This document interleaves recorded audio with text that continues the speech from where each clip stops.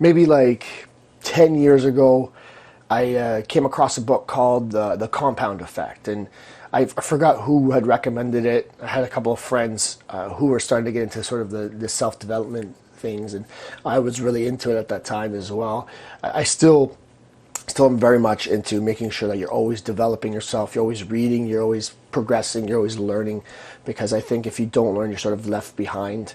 But besides being left behind, I treat my development as well as I would say treating people like with fitness. I think fitness is an avenue to a more fulfilled life, and part of that is the mental fitness, is the emotional fitness, it's the full body, it's the full person. And that's why I always talk about everything. I talk about sleep, I talk about eating, I talk about hydration, I talk about physical activity, I talk about the mindset, things to really help with the emotional side of things. So it's important that we look at you as a whole person, and we look at everybody as whole people, and we treat everything like that. So compound effect.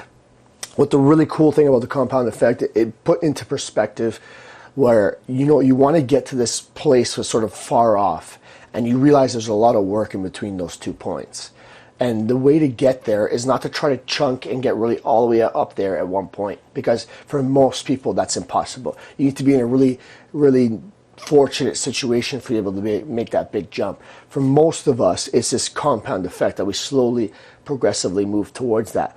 But the cool thing about the compound effect is that, let's say you increase by 1%, and then next month you increase by 1%, and then 1%. What you're actually finding is that 1% gets larger and larger. So let's say if we looked at the graph and this is progress, you're looking at going like this, almost in a parabola. But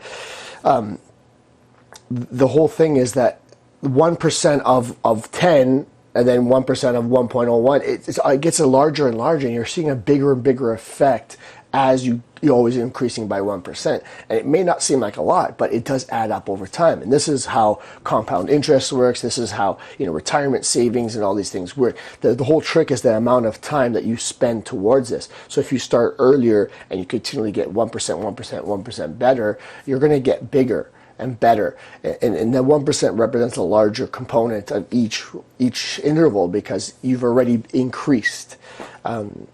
So not to confuse it, but the whole point was that if you focus on every day just improving a little bit more every day, this compounded effect, when you look back, you see a larger effect.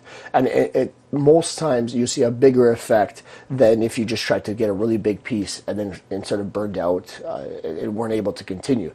So this is the whole metaphor where it's the tortoise and the hare, where the hare sort of speed through the race and the tortoise sort of taking their time, and they end up winning. We're Team Turtle over here. We're Team Tortoise. Like, we're looking to see the long run. We're looking to have compounded effect. We're looking to succeed, but by slowly increasing and adding to what we're able to do, always progressing, always pushing onto what we already are capable of doing. So here, let's employ the compounded effect and just get 1% better every day, or every week, or every month, and you'll notice that there's a larger effect than if we just tried to go really crazy at the beginning and burn out.